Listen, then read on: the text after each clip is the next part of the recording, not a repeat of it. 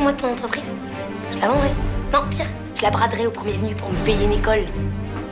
T'as intégré? T'as intégré dans ta tête? Très bien. Elle m'énerve. Elle m'énerve.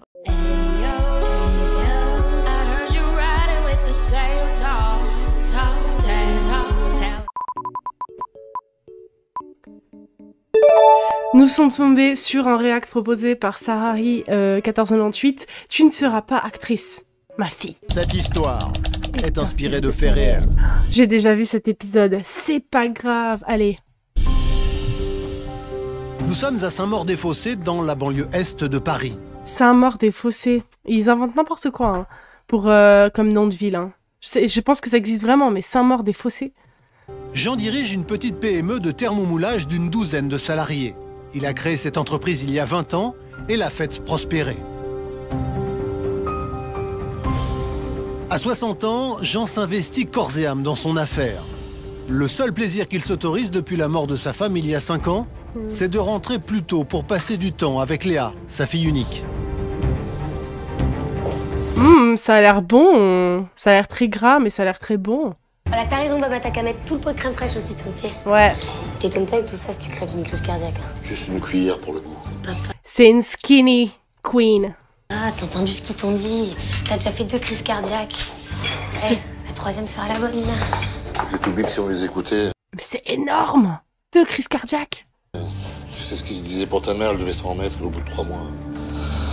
Enfin bref, t'oublies, on les oublie. Attention, c'est très chaud. Ça doit être bouillant, je m'en fous, je mange pas, Baba. Oh non, tu vas pas recommencer, je vais faire manger pour toi. Tu vas manger que pour toi. Plus c'est grave, mieux c'est. Ma fille avait pas totalement tort, hein. J'ai toujours été un épicurien. Les plaisirs de la table ont toujours été mon seul échappatoire après le travail. Mais c'est pas grave, faut manger, moi je pense. Faut manger tout ce qui vous fait plaisir, si c'est ça votre plaisir dans la vie.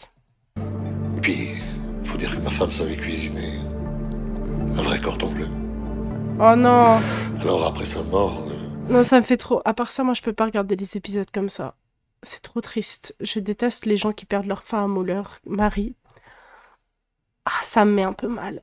Toujours plus que ces cochonneries que tu manges en cachette. Hein. Putain, mais Baba, mais t'as pas compris. Il faut que je reste mince, je dois avoir un corps de rêve. Quoi, rigole, c'est important pour ce que je veux faire. Un corps de rêve. Pour passer ton bac. Tu fais option mannequin vedette? Lol. Arrête, t'as très bien compris de quoi je voulais parler. Non, pas vraiment. C'était toujours pareil. Au moindre dérapage, on en revenait tous les deux au sujet qui fâche. Mon avenir, mon futur. Moi, j'étais faite pour le cinéma. Mais tout le reste ne m'intéressait pas. Mais, mis à part... Bon, on sait que ça, c'est une comédienne, de toute manière, mais elle a tellement une voix d'actrice, mais elle devrait faire du doublage, je pense. Elle pourrait tellement doubler des Disney ou des dessins animés, ça serait trop bien. Veuille ou non, je serais une grande actrice, hein, Papa. Mais pas une actrice de seconde zone. Une grande, une très grande, avec mon nom sur l'affiche. Léa Bizot, quoi, vas-y, rigole. Parce que ce jour-là, tu seras bien obligé de te dire que tu t'étais gouré. Ouais. Sauf que ce jour, il risque pas d'arriver. Parce que je sais très bien que dans ce métier, il faut avoir des relations. Et moi, je peux rien faire là-dedans. Sans déconner, j'avais pas remarqué. T'as vu comment elle est fringuée? On dirait une descente de lit. Mais grave. Trop laid. Regarde l'autre quiche. Ah, vas-y, maintenant, elle se met à chanter, celle-là. Bah, elle se met tout à chanter maintenant, de toute manière. Ouais, bah, moi, il ferait mieux de savoir jouer, déjà, tu vois. On se fait une montée des marches. Pff, mais ton père, il va encore gueuler. Mais putain, mais on en a rien à foutre de mon père, s'il te plaît. Bah, je veux bien, hein. Ah, cool. Tiens.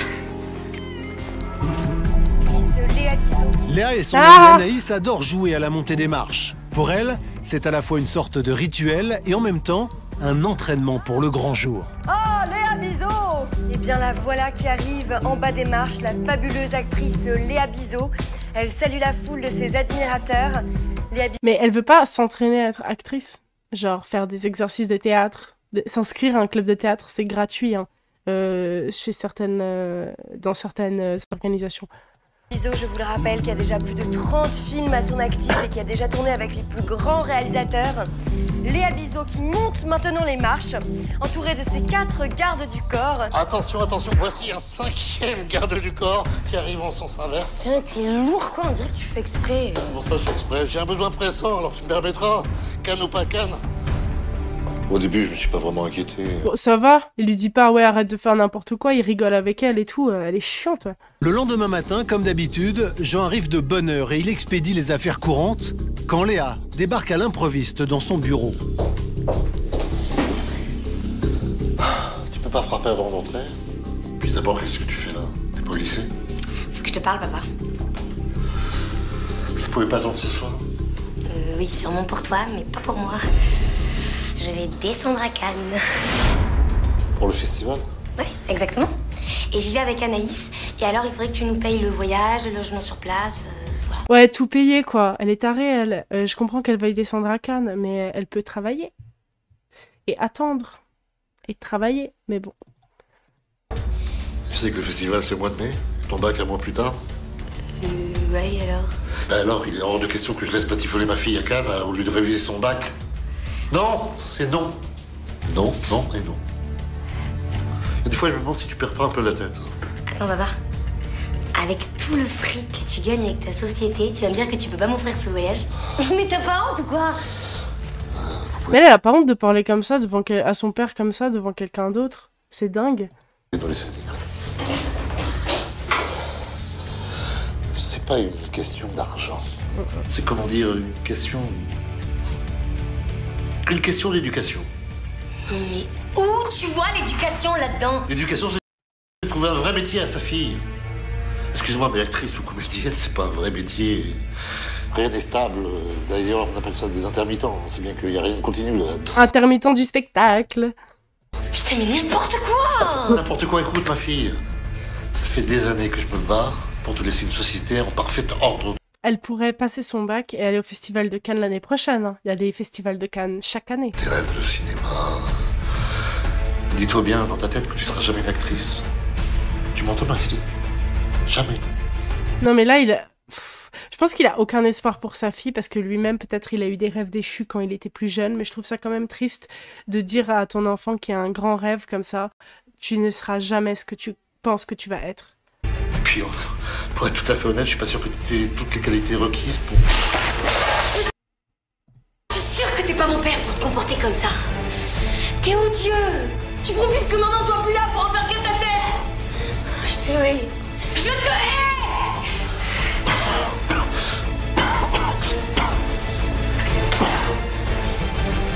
C'est ça que tu cherches? Ah ouais, là on fait moins le malin hein, quand on peut pas avaler ses comprimés. Mon Dieu, mais donnez-lui de l'eau! Horrible. C'est horrible. Heureusement, alertée par les cris, la secrétaire arrive à temps pour que Jean puisse prendre ses comprimés destinés à le calmer en cas d'arythmie cardiaque. Je savais que j'allais devenir une excellente actrice. Mon père, il avait pas le droit d'en douter. Franchement, mon père s'est fait pour aider ses enfants, pas pour les brimer, non? Quand j'ai vu qu'il étouffait, ça m'a rien fait. Oh putain. Franchement, je lui en voulais tellement qu'il aurait pu crever sur place. On va dire que j'ai oublié pour l'incident de ce matin. Bah pas moi.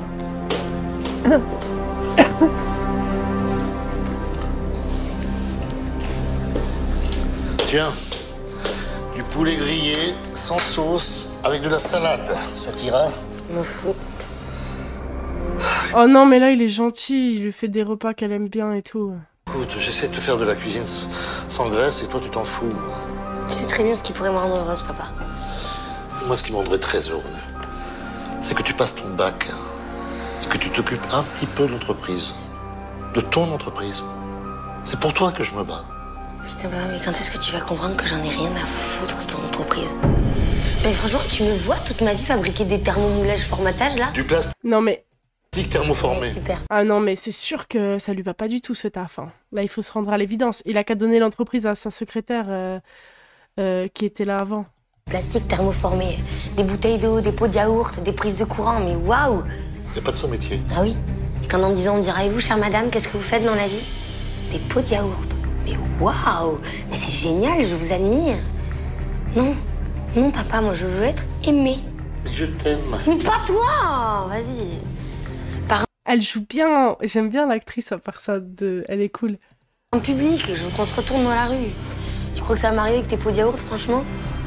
En vrai, elle pourrait faire des pots de yaourt. Et ouais, non. Il n'y a pas vraiment de débouché de star en faisant des pots de yaourt. Ma mère est morte quand j'avais 14 ans d'un cancer du poumon. Ah ouais, mais 14 ans pour perdre sa mère? J'en ai voulu la terre entière. Elle était belle, maman. Elle adorait s'habiller, aller au cinéma. Je crois que c'est elle qui m'a donné la passion des actrices. Je suis sûre qu'elle aussi, elle aurait aimé être une grande comédienne. Eh ben, 1500 € la semaine pour la location d'un mini-studio, bah ça va, hein, ils sont bien deux. 1500 balles pour une semaine à Cannes? Je sais pas si je suis folle, ça me paraît pas cher. Genre, j'aurais imaginé, moi, 5000, ou même dans les 10 000. Jean a longtemps réfléchi. Pour lui, le métier de comédienne est juste de la poudre aux yeux et il est hors de question que Léa prenne ce chemin. Tu veux que je te fasse réchauffer ton poulet? Papa, tiens, on a tout compté. 2200 €. Ça correspond à quoi? Bah, notre séjour à Cannes. Je t'ai déjà dit non. Ok. Tu l'auras voulu. Est-ce que tu veux que je te dise quelque chose, papa? Elle me fait peur.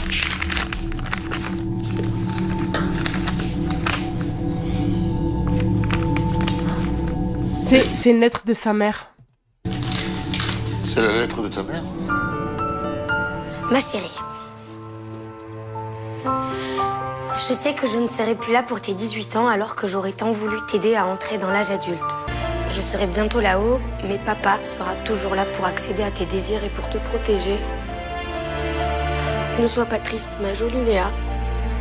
Garde ton beau sourire et aussi occupe-toi bien de ton père. Je t'aime à jamais, ta maman. Je crois qu'elle a oublié la partie où c'est écrit « Occupe-toi bien de ton père ». Alors? Et alors quoi? T'as entendu ce qu'elle a dit, maman?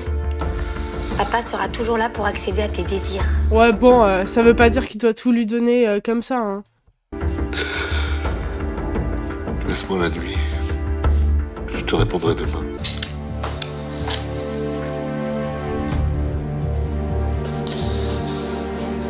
Tiens, commence par ça. Je sens qu'on a besoin.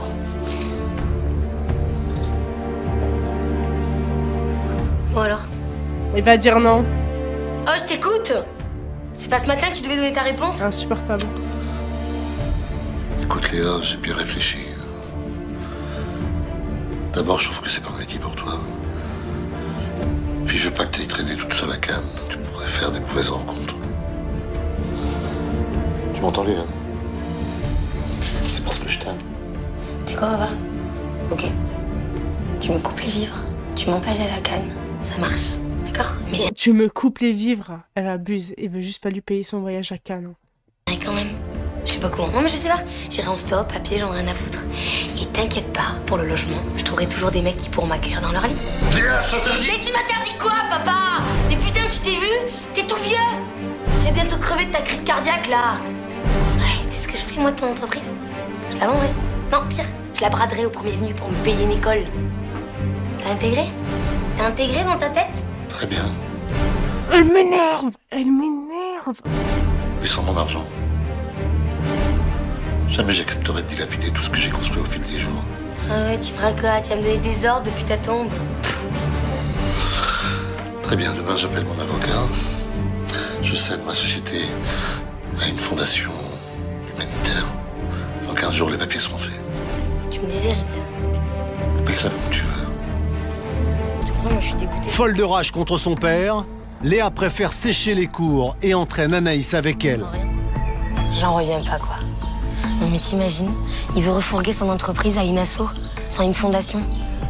Et moi, que dalle, quoi. Franchement, c'est dégueulasse. En même temps, c'est sa boîte, hein, il fait ce qu'il veut. Non, mais vas-y, ta gueule, franchement, prends sa défense, quoi. Tu sais à quoi j'ai pensé? Non, vas-y, dis. Je vais le tuer. Mais... J'ai bien entendu, là? J'allais dire, sa pote, elle a même pas envie d'aller à Cannes. Mais j'ai bien entendu, là. Quoi? Tu vas le tuer? Ouais, je vais le tuer. Et il faut vite que je le fasse avant qu'il ait le temps de refourguer sa boîte. Je sais pas ce qui m'a pris. Je réfléchissais plus. Non, mais une meuf, t'as un problème, en fait. Aidez-la. Elle est terrifiante. Elle est terrifiante. J'avais trop la haine contre mon père. Je voulais qu'il disparaisse de ma vie. Franchement, je crois que si c'était pas lui, c'est moi qui me serais tuée. J'ai vraiment essayé de la raisonner.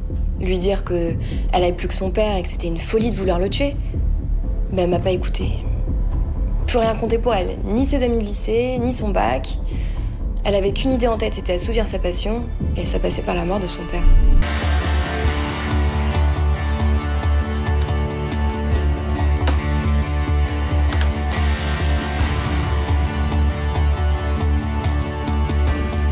Léa s'est procuré de petits bonbons qui ressemblent fortement aux médicaments de son père. Oh mon Dieu. Elle fait l'échange et remet le pilulier en place. Ça faisait des années qu'il prenait toujours les mêmes médicaments. Il les avalait comme ça, sans faire attention. Et je sais qu'il y en avait 5, et sur les 5, il y en avait 2 qui étaient très importants en prévention d'une crise cardiaque. Bon, je savais pas lesquels c'était, peu importe. En tout cas, il disait toujours, si j'oublie de les prendre, je claque. Bah alors, faut qu'ils nous le disent, et qu'ils jouent le franc jeu. Déjà qu'on a pris la remise sur le coup de fabrication, on va pas y arriver. Il faudrait pas que... On va y arriver. Monsieur, ça va? Non, ça vient, c'est la contrariété, ça. C'est bon, Vous devriez peut-être rentrer chez vous. C'est bon, je dis. Monsieur, c'est horrible! Non, ça va. Léa répète avec son amie Anaïs, mais les rôles qu'elles interprètent sont plutôt du genre morbide. Monsieur, c'est horrible. Bah, que se passe-t-il, mon petit? Léa a été engagée dans un film. C'est atroce. Eh ben Anaïs, parlez! Je ne peux pas, monsieur, je ne peux pas. Léa, descends tout de suite! Ouais, j'arrive, papa! Léa, c'est moi, je suis rentré. C'est à toi, d'accord? Mais c'est un génie du mal, je viens de comprendre. Elle veut lui faire un choc qui va le... pour qu'il fasse... Elle est maléfique. Elle a pas juste changé ses médicaments. Elle veut provoquer elle-même la crise cardiaque avec un mensonge et une scène de théâtre. Elle mérite tout ce qu'il y a de mal dans ce monde. Pardon, mais c'est quoi ça? J'ai eu un frisson. C'était horrible. On répétait comme au théâtre et tout d'un coup, tout allait devenir réalité. Oh, Anaïs, Elle sait qu'elle va le tuer? Je sais pas si elle sait qu'elle a enlevé les médicaments. je savais pas que t'étais là. Bah, viens. Monsieur, Ouais. monsieur, c'est atroce. Qu'est-ce qui est atroce, dis-moi. Léa est engagée dans un film. Elle est engagée dans un film, et alors? Film porno? Je peux pas vous dire, monsieur. Je peux pas. Ils vont dire qu'elle a été engagée dans un film de pêche. Léa, tu peux descendre, s'il te plaît? Qu'est-ce qu'elle a encore fait? Ouais! Il paraît que t'es engagée dans un film. Bah oui, tu peux pas me donner d'argent, faut bien que je me débrouille toute seule pour trouver des sous pour aller à Cannes. Et c'est quel genre de rôle de la figuration, du type Madame est servie? Non, un film X. X. Mais faire un film de cul, si tu préfères. Tu vas me voir entièrement nue sur un grand écran, papa. Mais t'inquiète, papa, hein. Tu auras le jour de la première pour découvrir mes partenaires d'écran. Et voilà, tu vois? Tu vois, papa, t'auras beau donner ton entreprise à une fondation, je me débrouillerai toujours toute seule. Jamais j'aurais voulu te déshériter. Jamais j'ai voulu. Là, sur la table. C'est pour Cannes. Papa! Mais putain, qu'est-ce que tu fais? Non mais c'est n'importe quoi ça. Elle va le sauver juste parce qu'il lui a donné l'argent pour Cannes. Putain mais quelle odieuse personne.